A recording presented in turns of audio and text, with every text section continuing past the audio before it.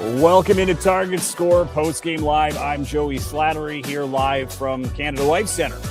The Winnipeg Sea Bears lose a massive one, 92-77 to the now first place in the West, Vancouver Bandits. This had a playoff feel, and you know what? It definitely felt like Vancouver just wanted this one a little bit more, man. They won those 50-50 battles. And as the game went on, they kept it close, right? It felt like they kept coming. They tied it a couple times. Jordan Knight missed those free throws to take the lead, and I thought that was the one time I thought this might not be their night. But hey, they came through. They were up 9 at target score time. I mean, just got it done at the best possible time. Like, if you need the lead, it's at the end of the game. Winnipeg held it all the way through until that fourth quarter. And then Vancouver made them pay. We've got some Vancouver fans in here. LFG Bandits, thanks for joining NOAA HSA. Appreciate you being along here. Chris Wiggins will likely be joining us from Target Score Vancouver in a few minutes. He's currently racing home to get here. We'll have Vic Selby from Winnipeg Sports Weekly joining us here momentarily. This was a game that really had the feel, and I think Vancouver figured out the kryptonite for this new Winnipeg club. I mean, Winnipeg, to put this in perspective, had a massive game on Sunday where they beat Montreal. And, the Teddy Allen 54 points, double-double from, including 14 assists, 17 points for Xavier Moon. Like, it was really celebratory. And suddenly, they come in here against a team that they're going to need to beat in the playoffs, very likely, and might lose that home advantage game in the second round if they get there. You don't want the doubt creeping in, but here's a team that's never won a post-game series before. Here's our boy. We've got Vic Selby here joining us. Vic, what's going on, buddy? This was an intense game. I think a bit of a wake-up call, too, here for the Winnipeg Sea Bears, knowing that just because you have Xavier Moon doesn't necessarily mean you're guaranteed to win. Yeah, definitely a stark contrast from our previous post-game live, I think, after the last home game. It's a tough one, honestly. I feel like a lot of fans towards the end there, just a bit of they won the 30-70 battles. Stat guy Ty coming in with the humor.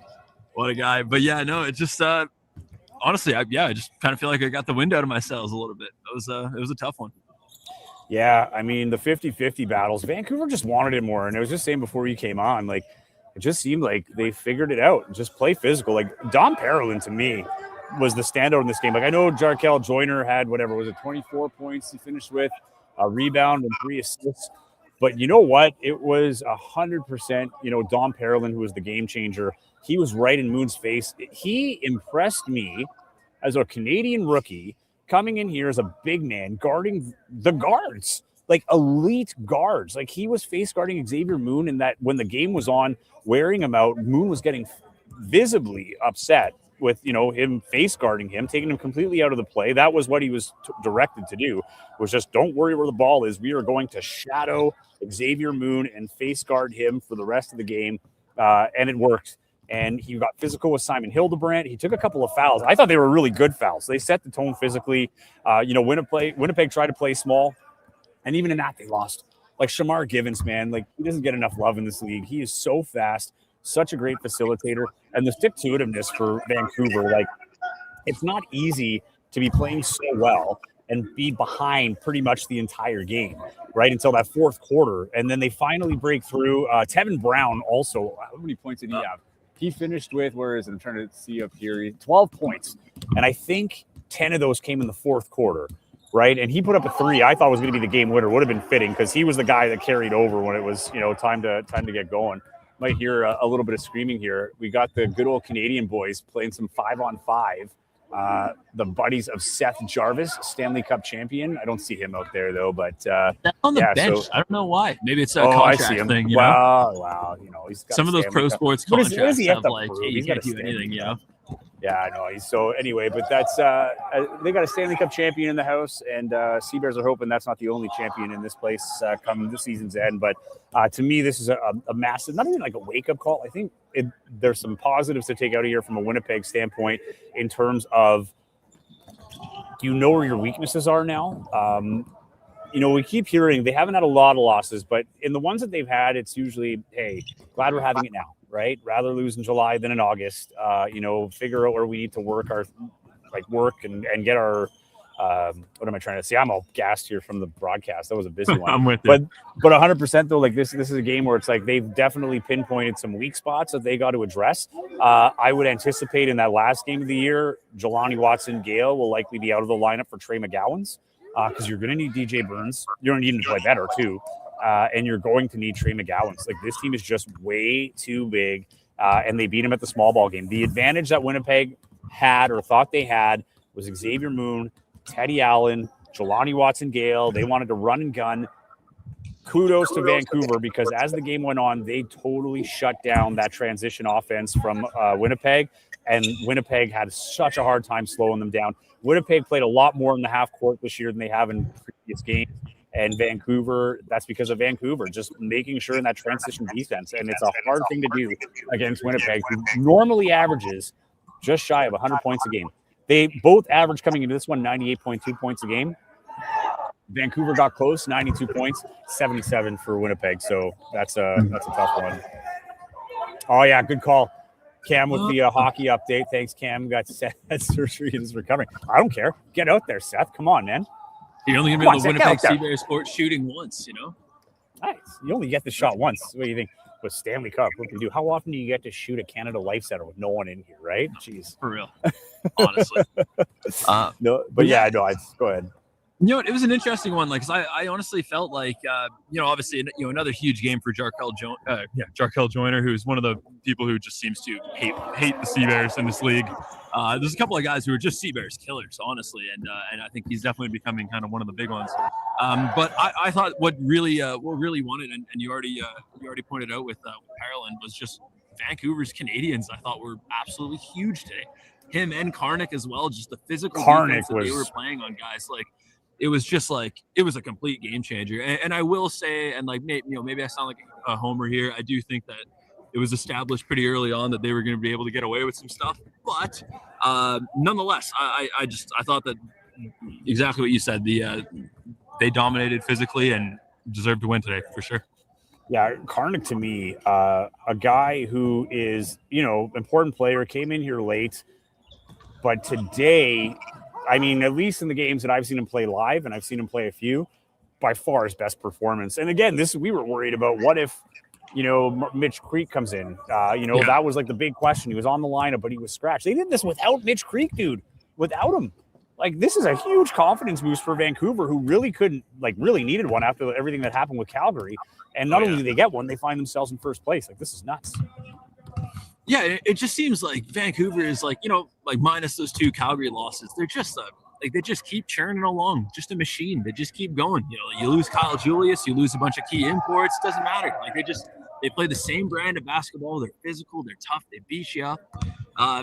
They just managed to just keep going. And the Seabears ran into it tonight.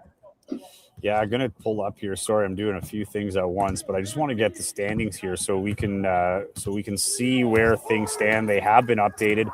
Keeping an eye on the other game, Brampton mounting a comeback here. They were down. I don't remember how much it was. They want to say it was double digits. Is that supposed to be a 10, 15? 15. They were down. Stat guy Ty helped me out. They were down 15. Now they're down 2 to Saskatoon with 27 seconds left in the third quarter.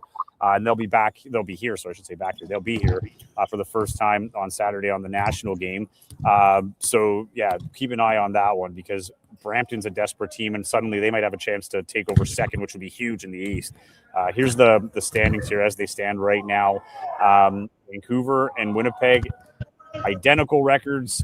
Vancouver has won 2 of the 3 meetings, which is even more impressive when you consider that they came in here last time and lost by 33. And now they've got a new coach. Like everything, like if you look back, Vic, of that last home game for Winnipeg against Vancouver, it essentially at the time looked like the demise of the Bandits. Like where the thread was now coming out and they were flying on the seat of their pants. They were losing guys. They were gaining guys.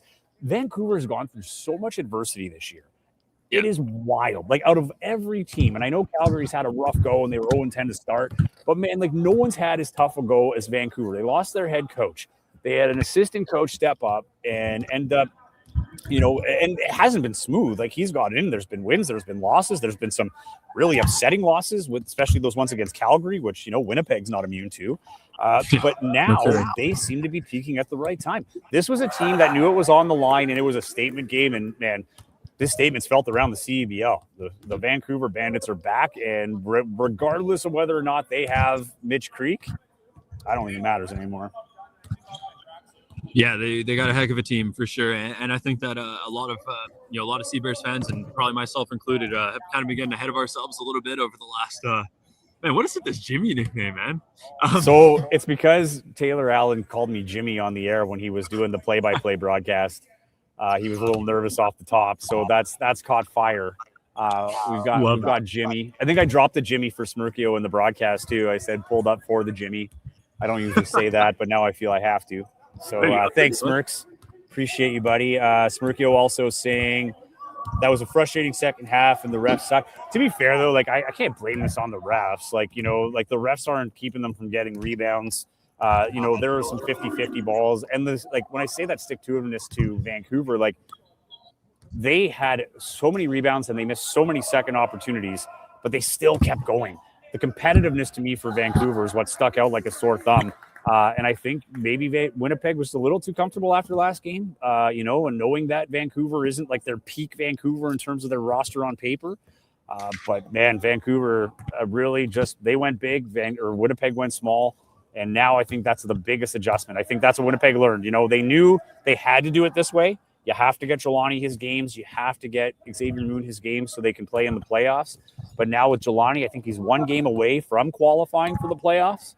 Yeah. So you get him in one of the next 3 games, try to get Trey McGowan's back into it. And, I really hope Trey has to borrow the Chris Wiggins term, has that, shot out of an effing cannon feel, because he hasn't played 2 games. And here's a guy who's very competitive, handled it well. Not saying he's mad, but, you use it as motivation. Like, they took me out. I don't care if it's an import rule or what. I got to come out of here and really make a difference when I find my time. Sorry, Cam. Wish you were here, buddy. That's going to be a good one. But we'll be thinking of you, all right, buddy? And you'll be here for Postgame Live. I don't think we'll have a pregame show. It's an early start, 2:30, and I have to do the national game for the sidelines on that one on CBC. But if there's no game day live, that one, we will definitely have Postgame Live. So just make sure you're tuning into the game on CBC TV, but it's also on YouTube and all the other stuff too. But then tune in here on Postgame Live. Good to see you, Cam. Sorry, buddy, I cut you off because I felt like Cam deserved a little shout out. He's one of our top fans. No worries at all. No worries at all. Yeah, you already mentioned it. I think that there's definitely some positives for Winnipeg in this one. First half things looked pretty good, and they started to slip a little bit towards the end of it. I think cracks started to show. But overall, team looked really good. They were generating offense. The half court stuff looked good, even though they were in the half court sets a lot more than they have to typically. But I think that one really concerning thing that just keeps coming up over these last few is what happens when Jeremiah Tillman's on the bench. And what does this team look like? Because I think some of the small ball lineups, they can be really effective. I think that we'll see a lot of them potentially on Saturday against Brampton. It's just a good team to do some of those things. That also might be the game where maybe DJ Burns takes the seat for that one, just to get Trey back in there. But today you could just really tell the small ball stuff wasn't working. Tillman only able to play 18 minutes today. It's tough, and they don't seem to have a ton of confidence in getting Kyler Filovich out there more. So I really do think that's a huge question for the Sea Bears going forward. It's just kind of what do they do when Tillman's not in the game? And Stat Guy Ty already mentioned it. The plus minuses with and without Tillman today weren't too bad. Not really a gap at all, but I don't know. It just felt like it though. Like it definitely just felt like the game just was not going the same when he wasn't out there. You could feel it. Looking at Tillman, because that's been the big thing is today he had 3 fouls and he stayed that way in the fourth quarter. Mm-hmm. But that's his big thing, too, is fouls. Like, will he be on the floor? So you certainly have to learn how to play without him if you're the Winnipeg Sea Bears. I mean, that goes without saying, not even in my opinion. It just goes without saying. Like, there's a good chance he will not be on the floor because of foul trouble, whether he's fouled out or they have to save him for target score time. And I think it's an easy decision for Mike Rainbow. We'll see if it is. Like, I'm not saying he's going to make this decision. But, next game, you've got Sean East coming to town. You've got Tevian Jones making his return. He's probably played 5 times this year through all the teams he's played with. But third CBL team of the season, that's nuts. He's played on half of the CBL teams. and he's technically played on 6 because he's played on Saskatoon twice back when they were the Rattlers last year. But I think, Burns, I think this is a game where you just go guards to guards, and you're gonna get everything from those guys because they're playing desperate too. Here is the Carey Stevenson. Carey asks, did we get out coached? Everything changed after the first quarter. Bandits defense was much stronger afterwards. Bears could not get through. Thanks, Carey, for the comment. Appreciate it, pal. You know what? I don't know if you can coach 50-50 battles. I'll leave that up so people can read it. I don't know if you can coach those 50-50 battles. I think this was just a matter of Vancouver wanting it more.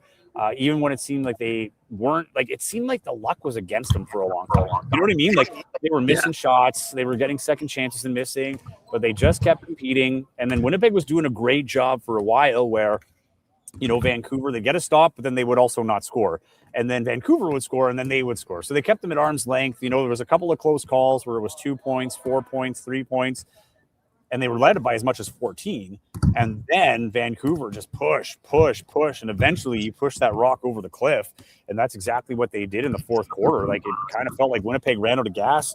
Their momentum and morale was sky high in that target score time in the end of that fourth quarter. Like, it's I don't think it was a coaching thing. I will give Rens Brempong credit because I think he recognized early, like, we're going to just play physical on these guys and just make it hard on them. Every time they come in, we're going to put some body on them. We're going to get an arm on them. And, it worked. And now Winnipeg has to go back to the drawing board. But that was the advantage that they had. They didn't have Mitch Creek, but they had, dude, Karnik is massive. He's a big boy, and so is Parolin, but Parolin looks small compared to Karnik. Like, that was just a lot of muscle down low. Like, Tyrese Samuel didn't even have to have that big of a game. Like, Samuel, like, where is he? 3 of 9. 6 points. Yep. 6 points and only 4 rebounds for Tyrese Samuel. And they didn't have Mitch Creek. Like, dude, this is the most confidence building win I've ever seen for a team. And I'm not trying to be hyperbolic. Yeah, no, 100%. And it's just, you look through Vancouver's lineup. Another thing I noticed is just how balanced the minutes are. Highest playing guy was Jarkel Joyner with 27:56 tonight. Every single guy, all 10 of their guys played at least 10 minutes. Just a balanced overall effort, and you could tell. I thought that Rens Brempong was really on top of it. He was really proactive with his substitutions. You could notice it early on, just with how hot the Sea Bears came out of the gate. 3.5 minutes in, he throws 2 more guys out there. And it just kind of, maybe it didn't make an immediate impact, but I think that just, he was proactive. He recognized the game early on, and just over time, just they hung with it. They just managed to get it done in the end. Stat Guy Ty pointing out that Akot and Osborne were a combined 3 for 17. Osborne, who's been playing phenomenal in this building up until a day ago. He's only got 6 points in the last 2 games, and the 2 points last game came as a target score winner. He played great defensively. He had some steals. How many steals did he end up with? 2. Yeah, he had a couple of steals. Yeah. He provides more than just the offense. Like, I do want to say that, but he has to be better. I already got a text from somebody, who's a knowledgeable basketball person who said they might have to start thinking of taking out E-Man on the starting lineup and put in Simon.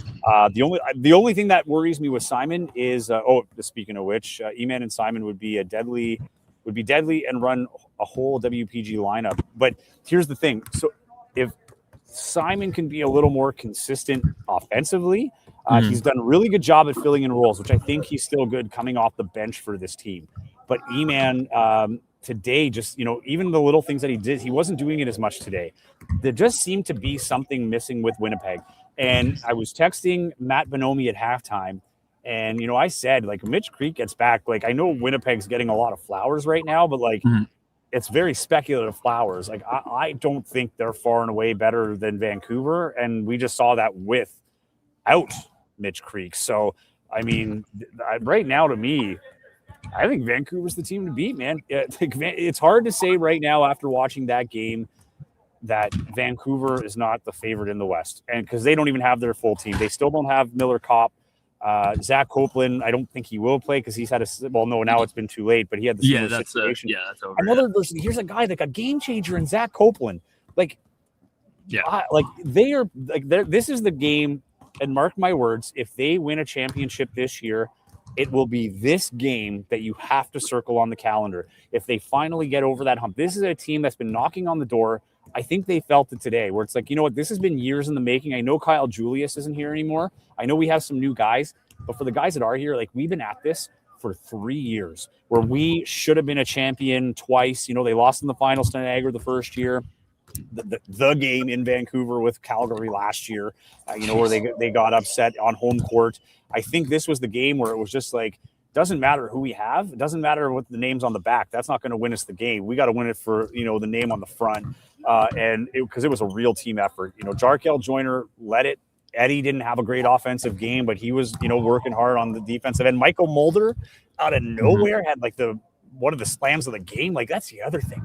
Check these rims, dude. Vancouver was jumping out of the gym. Like, I was not ready for that many dunks on the call. It was wild. Absolutely. Yeah. They just looked like they were just physically dominant tonight. I thought, just kind of across the board. Like, I even just saw like obviously the paint was just, it felt barricaded for the Sea Bears in that second half. And then just some of the stuff they were doing, they were able to cut in so easily and just pushing people around. It was admittedly a scary sight, honestly. And I think the biggest thing for Winnipeg, it's not even like it's as simple as, is Vancouver better? It's just a matter of like, how do we match up okay enough with them? It's a really, really tough matchup for Winnipeg right now, especially with they're definitely on the smaller end. Vancouver's just massive. They've got all these guys that they can just throw at ball handlers. And I think it was a little bit scary too about like how much frustration was showing even when they were still winning the game. The Sea Bears, like there was a lot of anger. There was a lot of like just little things, like body language wasn't great even when they were still hanging on to a lead in the third. And I think it was a matter of like Vancouver just kept with it and just really frustrated them out of the game. Yeah, Smirkio, is this E-Man's last season as a Sea Bear? Like, I don't think so. Like, he's still very valuable, and I think he would want to play at home. I don't know, but like, I'm not even ready to have that conversation. He's had a good year, I think. Yeah, and I'm not ready for that conversation yet. I mean, this is one down. They still have 3 games left. Just like Vancouver, right? Like, how many times has Vancouver been written off? And I don't know how many times I've said it between, the weekly Target Score Winnipeg podcast, the post-game shows, the game day lives. You can never get comfortable in this league. Right when it seems like you have all the momentum, it takes one game to change it, and suddenly you are panicking. So it goes both ways. You can't get too comfortable. You can't press the panic button. At the end of the day, the reality is both of these teams are going to be in the playoffs, and both of these teams are going to get a home game to kick off the playoffs, right? This is really a battle for a hypothetical that both teams aren't even guaranteed, which is a second-round home game before the finals, right? And if they play each other, and now that's the other thing, they play each other in that round, let's say, hypothetically, Vancouver just came in here and whooped your butt, right? So if at this point that home advantage isn't quite as sharp, and I think that might be a bonus for the Sea Bears as well, in terms of like, we just have to learn how to win, road or home. And I'm really curious, they have one road game left, and it's against Vancouver.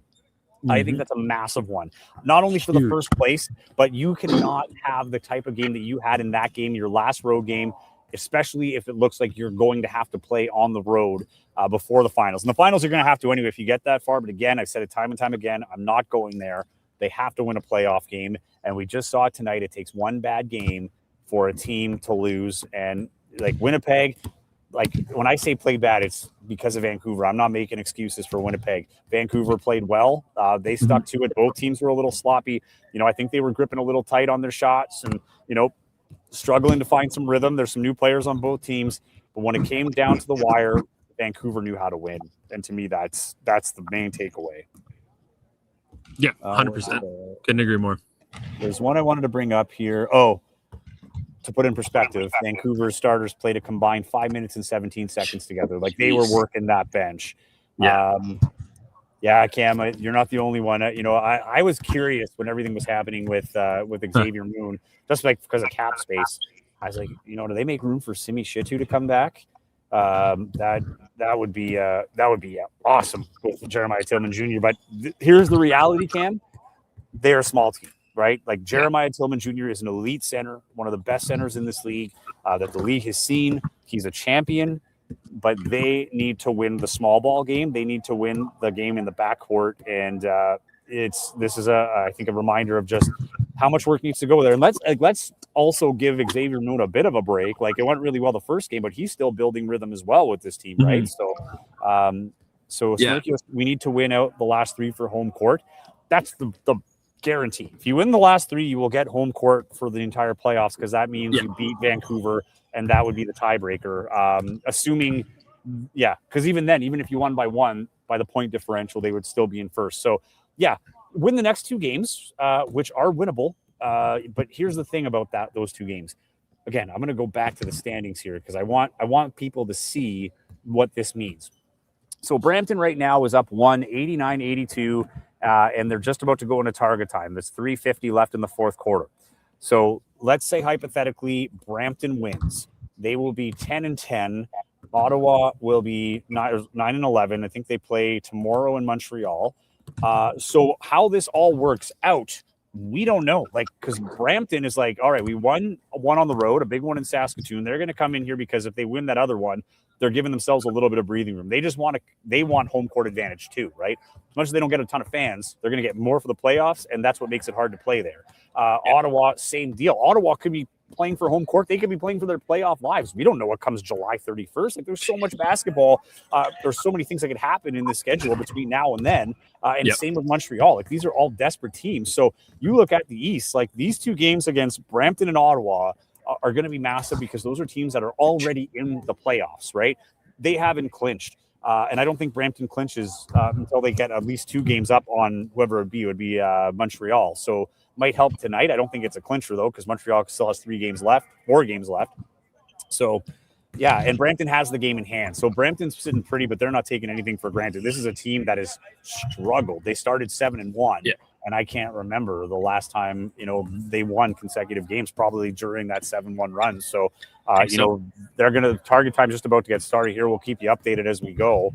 But you can't take this for granted. So to answer your question, Smirkio, simply put, that is your best chance. If you can win all 3, you're pretty much guaranteed king of the West. But you drop one of those, and if you especially drop that one to Vancouver, it's done. You lose on August 2nd, even if you win the next 2, it's over. So they will be in second place, and it is what it is. So, these are very, very important games, and I'm curious to see how they rebound. They have a practice tomorrow. I'll be here to, get the interviews beforehand, and I'm curious to see. It's been very light here, Vic, very light, and it seemed to be working. But today, when the pressure came, they just didn't have a response towards the end. You brought guys in like Xavier Moon and Teddy Allen to pick it up when it's crunch time, and they really didn't do it in target time. Vancouver made quick work of them in target time. Yeah, they really did. It was unfortunate. It felt like it was an opportunity there where, even if Winnipeg didn't come back in target time, if they could just get closer, really maybe they lose by 4, lose by 5, it just looks and feels a lot better for everybody involved, I think. But you know what? I think as far as like the overall scope of the game, I think that we really saw some of those growing pains that we expected to see earlier, or expected we could see anyways earlier with Moon and Teddy and the rest of this team.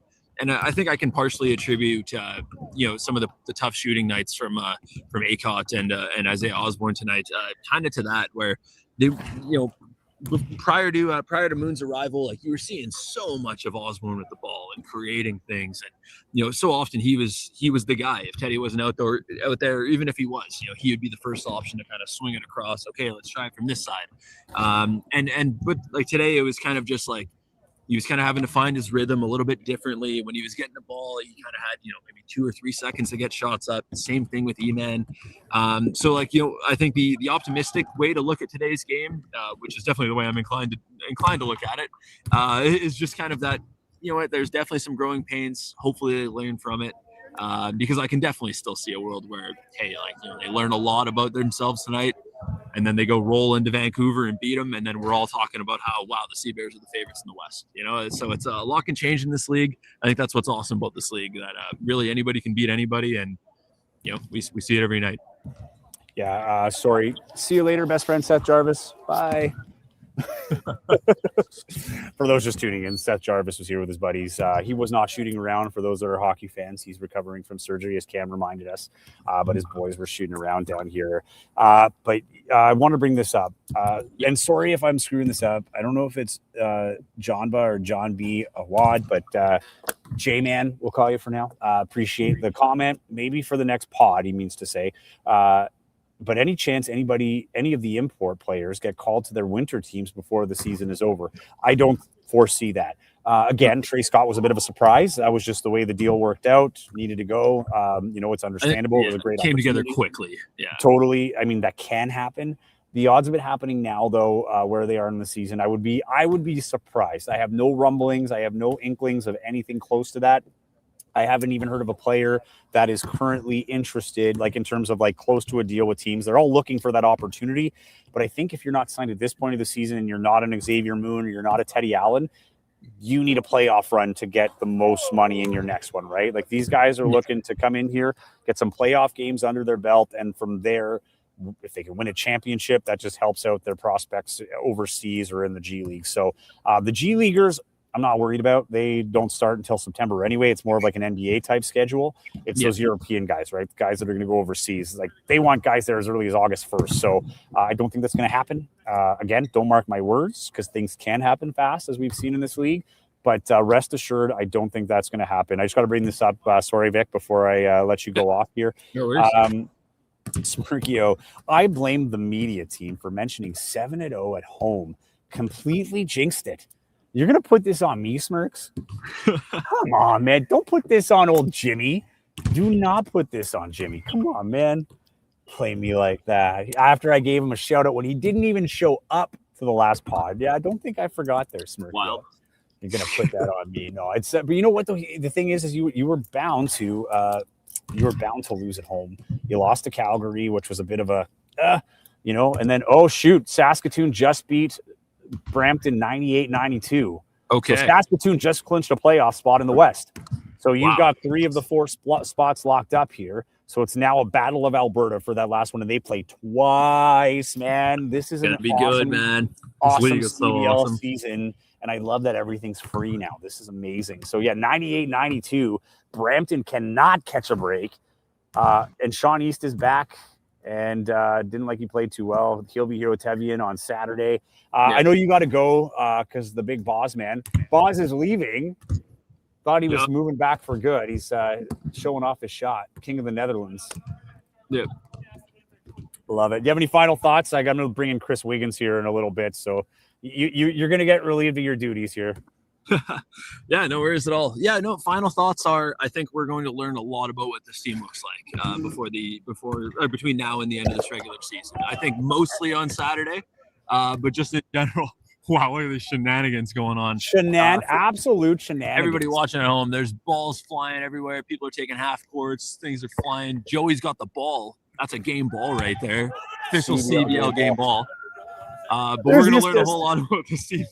We're going to learn a whole lot about this team on Saturday. I think Brampton's a huge opportunity. Them coming to town for the first time this season. As is typical, I would expect a big game from Tevian Jones. Everybody who used to play for the Sea Bears lights up the Sea Bears. It's just the way it goes. But it's going to be one heck of a game. Fantastic crowd tonight. Can I say at Canada Life Center? Just shy of 7,000. Yeah, I thought the fans were excellent, and I expect they're going to continue to be that. We're gonna need you going forward for the rest of this season, and boy, is it ever going to be fun. Yeah, 6,750 in attendance for that one. So, just before you go, because I know you're in Sean East, 24 and 11 for 22 shooting, 6 rebounds, 7 assists. So, yeah. All done. All right, buddy. Thanks as always. Again, probably not going to have a game day live just because of the early start for the national game, but we'll definitely get together on the post game, pal. For sure, man. Sounds good. All Thanks right. See you soon. That's Vic from Winnipeg Sports Weekly, our good buddy. And let's bring in. Actually, before we bring him in, let's line up the first chat that we got here so he feels a little more at home. Welcome in Chris Wiggins of Target Score Vancouver, LFGG. Let's effing go right out of the cannon into Target Score postgame live is Chris Wiggins. Bandits big win, buddy. Appreciate you making the time here to come on. This is a massive game for Vancouver, dude. We've been talking about it. I know you haven't had the chance to probably listen to the whole show, but this for me is as big a confidence building win as you can get as a team. No Mitch Creek, Zach Copeland never showed up. Miller Kopp, Gonda, Summer League, and then you just literally outmuscled Winnipeg, who everybody was crowning right before this game as Xavier Moon, even me, including you. And I think this is a real reality check for Winnipeg and a huge, much needed confidence boost for Vancouver. The weird thing about this team, when it seems like everything is falling apart, one win puts you in first place. I jumped on this call and it was chaotic. Balls bouncing, you guys talking about, I don't even know what you were talking about. This guy leaving Winnipeg, your old colleague, is he leaving Winnipeg? Stat guy Ty is already at me. Smirkio saying, Chris, I don't like you today. I mean, what did I do?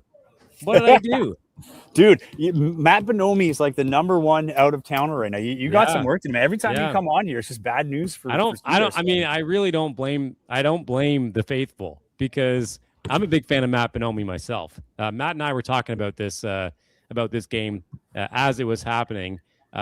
First of all, what happened? Teddy Allen held to 7 points in the second half. What happened there?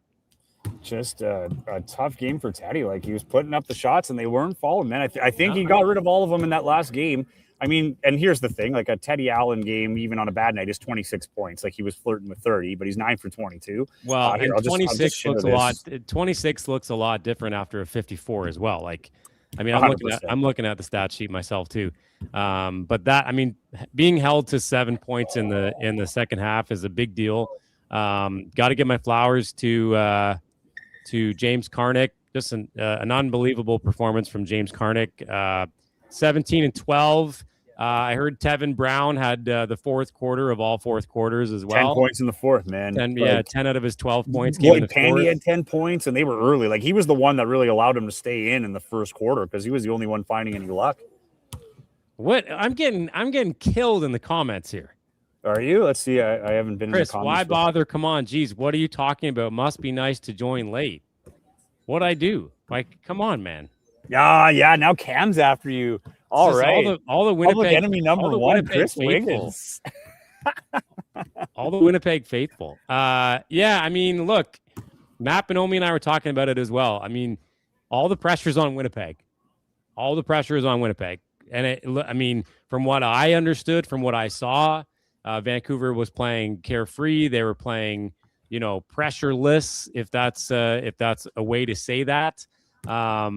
Despite not having Mitch Creek, which, by the way, I have a sneaky feeling this Mitch Creek announcement that I put out today was maybe some head games from the Bandits front office. Like, I think it was playing you like a violin. No, I think it was head games for you guys. Okay. That's what I mean. Yeah, like they played you like a violin to, like, they used you. Yes. I don't mean this like negatively. Yes. Like, yeah. They used your blowhorn to let everybody know and give hope and like, oh shoot, now we got to get ready for Mitch Creek. And I caught a bit of the pregame show with you and Dave Crook, and like even in the comments, people were like, "No, Mitch Creek's back." Oh God, like, so it worked. I guess it worked. Here's the thing, dude. What happened is come the second quarter, definitely in the second half, Dom Parolin was the player of the game for me. Yeah. Dom Parolin has been unbelievable as a first-year pro. Dude, he is a big guy, and he was face guarding, white on rice, or as Joe Razzo would say, in his shorts on Xavier Moon. And Dom was guarding Xavier Moon? He was guarding Xavier Moon, face guarding him, dude. Like, wouldn't let him get the ball after he passed it, like right at half. I'm a big fan of face guarding when it's necessary. Dude, he was playing physical.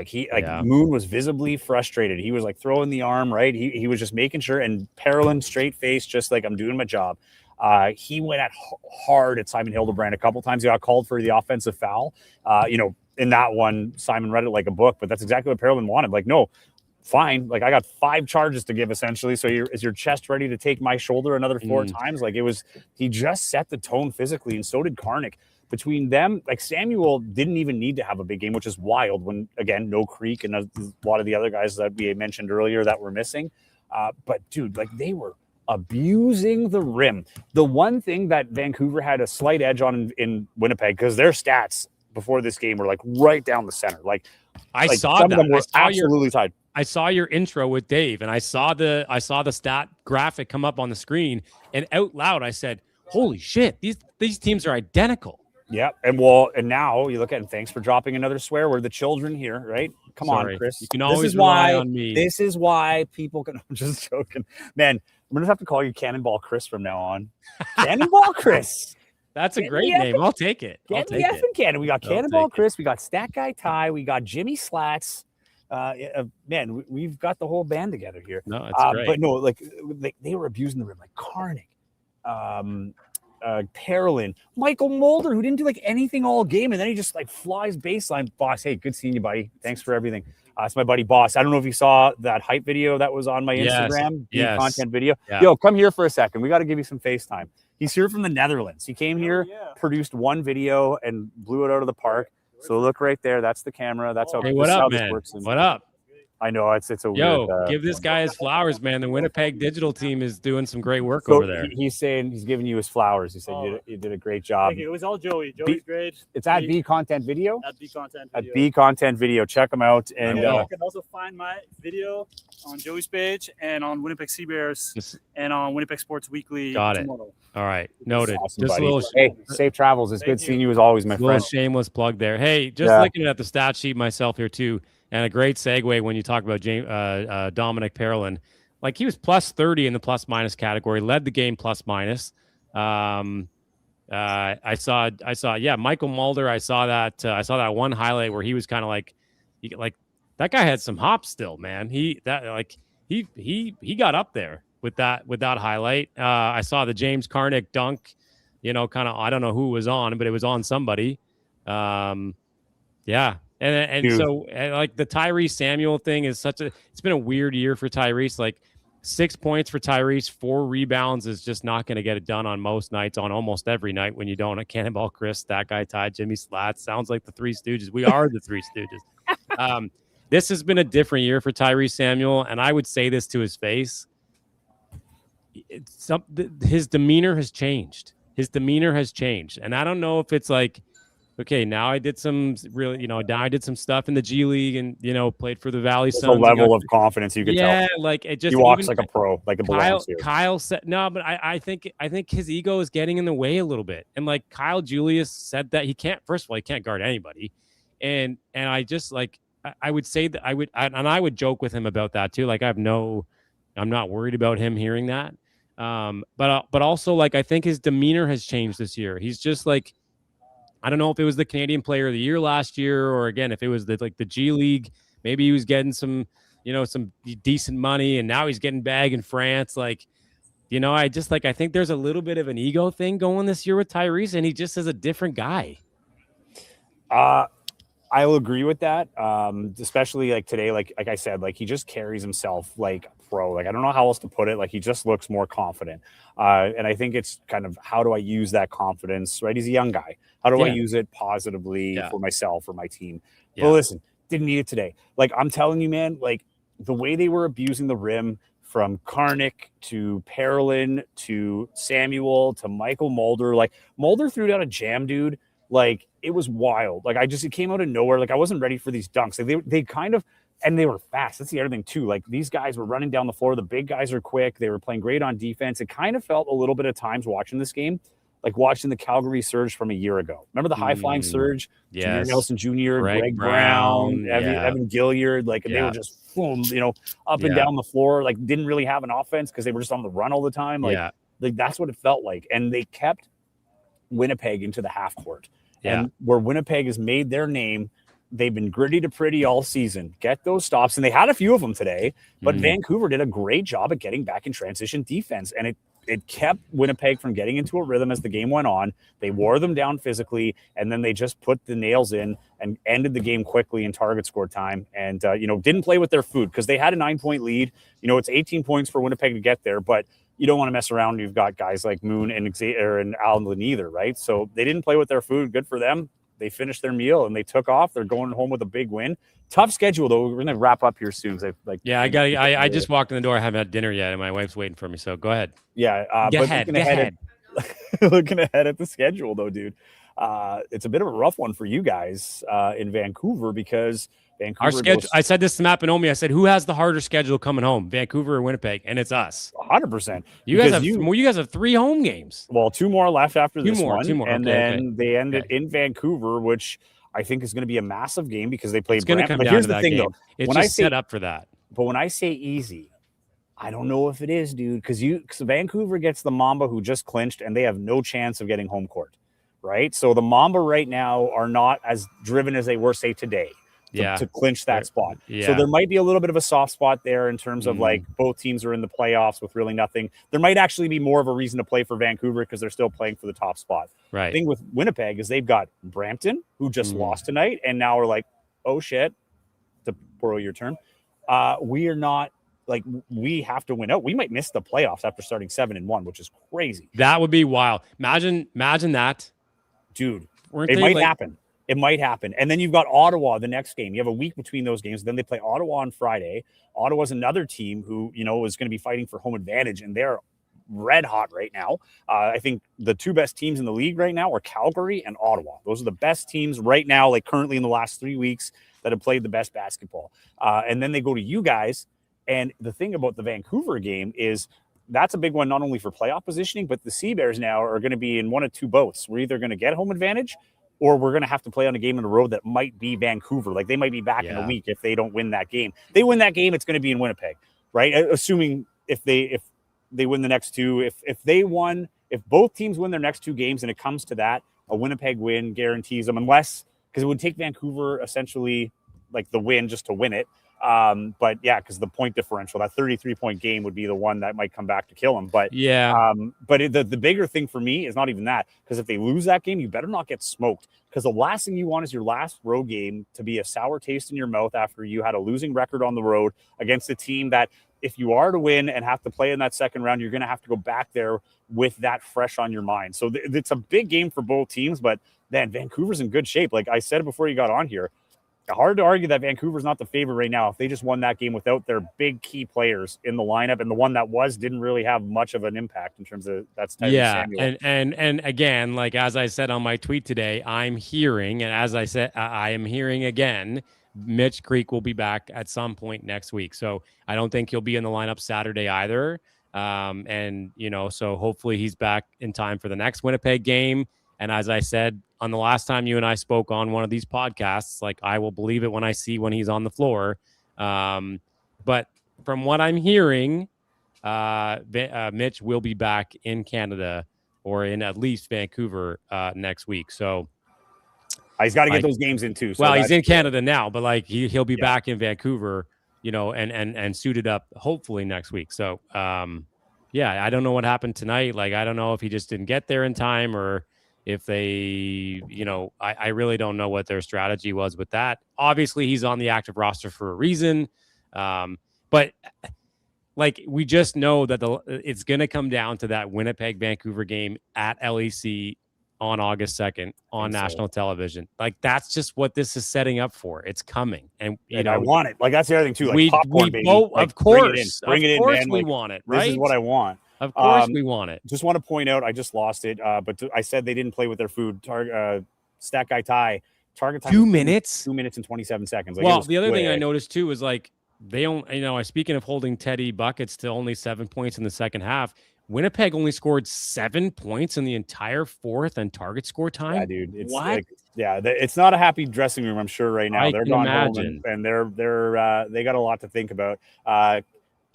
Cannonball Chris, get the garbage out of here. That's what he said. And then one more here.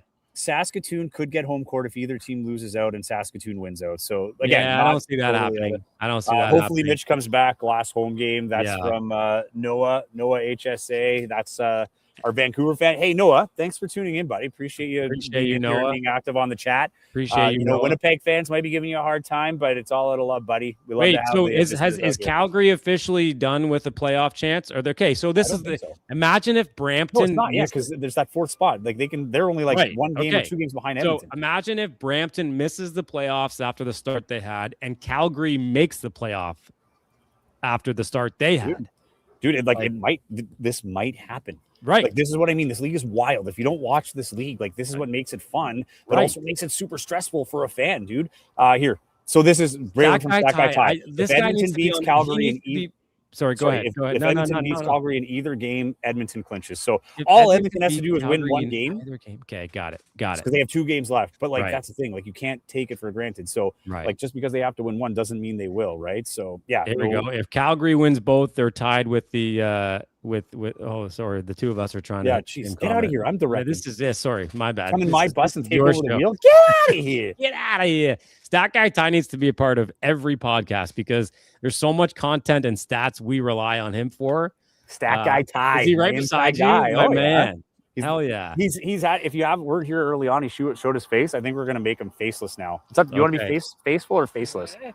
No, we'll make him faithful. Unbelievable. I mean, yes, sir. Stat Guy Ty. Appreciate you, man. Appreciate you. Stat Guy extraordinaire. But yeah, let's we'll wrap this up though. Yeah, there's people cleaning section 119 behind you. So I know. I feel bad for these people, but we'll be back Saturday. Chris, thanks for making the time. When is Vancouver's next game? I forget. They stand by. They are they've got a weird schedule, man. They go to Montreal for one game. We have Saskatoon on Saturday. Yeah, back home on Saturday. Yeah, I will not be in attendance. I'll be at the BC Lions return to BC Place. Oh, priorities, buddy. And now you showed your stripes. So thanks for pointing that out. Yeah. All right, buddy. Thanks for coming on. Congrats to you on the win. We will talk to you soon. Have a good rest of your night. And everybody else, I'll just let you go. Bye, dude. But to everybody else, thank you for tuning in. Saturday, 2:30 is the start time on CBC. I'll be on the sidelines for that one. Again, no game day live that day. We will have a post game, maybe a little later though, because with the CBC TV, there's some scheduled things. So hold tight. I'll try to get the link up as soon as possible. But I appreciate everybody coming on. Again, the reminder, Winnipeg loses tonight, 92-77, and Vancouver takes over top spot in the West. Both teams have 3 games to go. For Winnipeg, the next one is Saturday against Brampton here at home. Then they have one more on July 31st, a Friday, against Ottawa, and then they go to Vancouver on August 2nd. And that one's going to be popcorn. And until then, stay tuned. Target Score. Like, subscribe if you haven't already.